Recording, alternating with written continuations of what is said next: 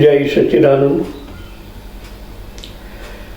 स्मृति को पुष्ट करने की लिए जो यात्रा अभ्यास करते हैं उनका बहुत महत्व है। स्मृति शब्द हमें याद दिलाता है। कोई कहता है आपको याद है, तो हम हमारे स्मृति को टटोलते हैं, याद करते हैं। आध्यात्मिकता में स्मृति को टटोलना का अर्थ होता है आप भूतकाल में धीरे धीरे धीरे धीरे वापस जा रहे हो।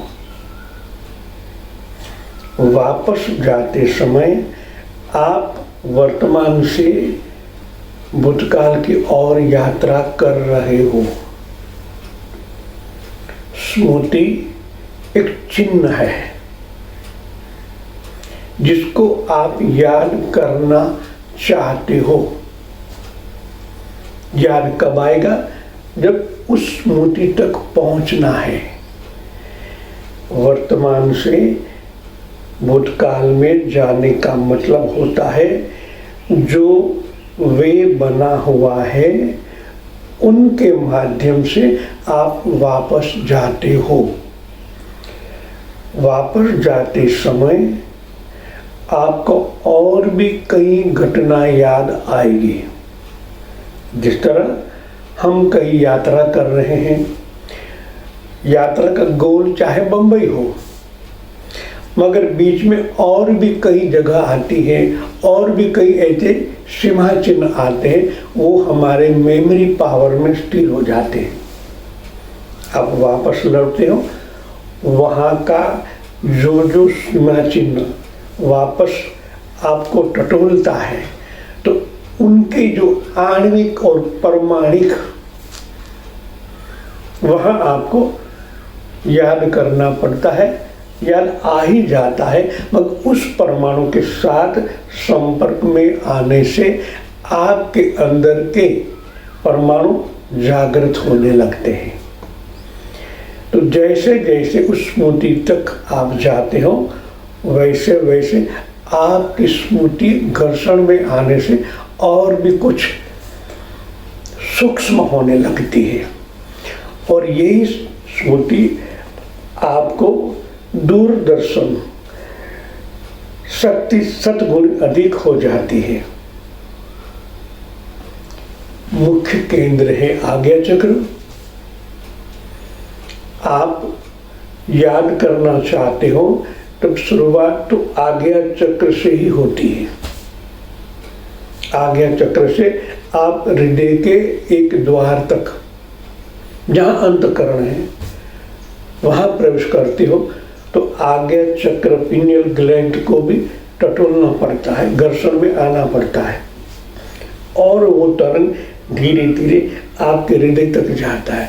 स्मृतियाँ कहाँ है? हृदय में। जब ये याद आया न आया, शुरुआत में ऐसा होता है, फिर वापस लौट आती, फिर आगे चक्र घर्षण करके फिर बाहर आते, फिर अंदर जाते हो। ऐसा कई बार होता है, तो आपकी मन की सूक्ष्मता बढ़ने लगती है, और धीरे धीरे वहाँ एक अलग सा स्पंदनाएं जागृत हो जाती है। तब क्या होता है कि मानस चित्र के निर्माण में निपुणता प्राप्त करने के लिए यह अभ्यास उत्तम बन जाता है। स्मरण रखिए, ध्यानाभ्यास के परिपाक होने पर ध्याता और ध्यान की प्रतीति दुर्बल और ध्येय की प्रतीति बलवान रहने लगे। ऐसी अंतःकरण की स्थिर अवस्था का नाम समाधि है।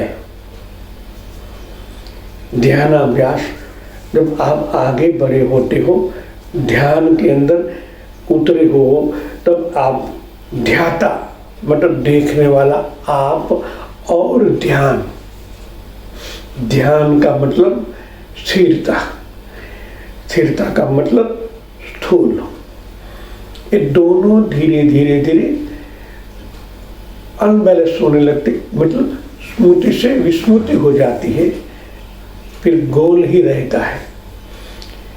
जब गोल एक रहता है, स्थूल भी चला जाता है, कौन कर रहा है वो भी भूल जाते हो, तभी गोल ही रहता है, मतलब परमात्मा ही रहता है। उनको ही समाधि कहते हैं। इनको सविकल्प समाधि कहा गया है। जब गोल भी विरह हो जाता है तभी निर्विकल्प समाधि लगने लगती है। यह अंतःकरण की सम्यक निश्चितता है। सम्यक बिल्कुल सब सम हो जाता है।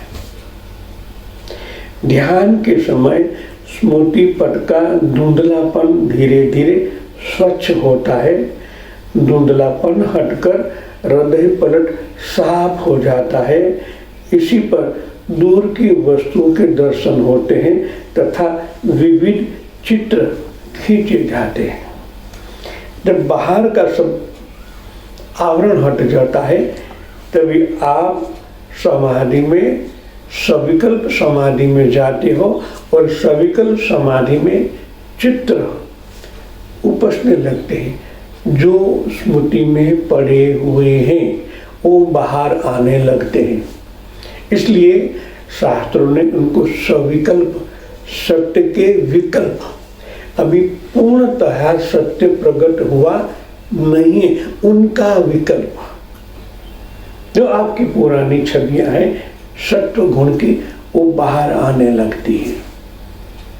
आपके द्वारा ही सजाई गई है, आपके द्वारा ही वो दूर होगी। बाद में निर्विकल्प मिलता है। भाव समाधि का अभ्यास करने वाले को विषयाक्ति से दूर रहना चाहिए। भाव समाधि के साधक को इस लोक की सुंदर स्त्रियां मोहित करने का प्रयत्न करती है। इनसे योग प्रदीप की रक्षा कीजिए। जब भाव समाधि में विषयाक्त रुचि रहती है या याद आ जाती है तो ऐसा चित्र पलट होने लगता है। आप एक जगह जाते थे, बीच में एक पलट आ गया, विक्षेप भी होता है और ये स्मृति जिसको आप मिटाना चाहते थे वो बाहर आ जाती है। और वहां भी ईथर है, ईथर से भी ऊपर का चैतन्य तक पहुंचे, ये तो अमित बन जाता है। इसलिए शास्त्रों ने कहा गया है कि अभ्यास दरमियान ऐसा प्रयत्न नहीं करना चाहिए जो आपको इतनी गहराई तक चोट पहुंचाए। आपके हृदय के भाव तब एक लेवल तक पहुंचते, ये अमिट बन जाता है। परमात्मा दूरी में ये बाधा बन जाती है। भाव समाधि के अभ्यास द्वारा मुझे कोई हानि होगी ऐसा भय त्याग देना चाहिए। मैं अवश्य अपना संदेश दूसरे मनुष्य तक भेज सकता हूँ, बातें कर सकता हूँ, उसका संदेश ग्रहण कर सकता हूँ, ऐसा दृढ़ विश्वास रखना चाहिए। इस दृढ़ता से वहाँ प्रकाश घट होता है। जितना आपका स्मृति पलट का प्रकाश घट होता है, घट होने से एक केंद्र बन जाता है। केंद्र से ही दूरदर्शन का संदेश निकलने लगता है। पहले बिल्कुल शांत, बिल्कुल नॉर्मल सा था। जब आप दृढ़ हो जाते हैं तो वहाँ प्रकाश इकट्ठा हो जाते हैं और वहाँ से ही संप्रेषित संदेश आप दूसरों को पहुंचा सकते हो। नेत्र मूंदने पर मन को इधर उधर भटकने न देना चाहिए। प्रत्युत कल्पना को गंतव्य स्थान पर एकाग्र करना चाहिए। गंतव्य स्थान आपका हृदय, मन बुद्धि चित्त, चित्तालय को गंतव्य स्थान कहा गया है। समस्त वृत्तियां उसी में लय हो जानी चाहिए, तब जाके आप संदेश व्यवहार के लिए लायक बन जाते हो। टेलीपैथी इनको कहते हैं, संदेश व्यवहार करने की एक सूक्ष्म प्रोसेस है। सिद्ध हो जाने से आप जो वैखरी में बोलते हो, इनकी जगह आप पश्चंती में बोलने लगते हो।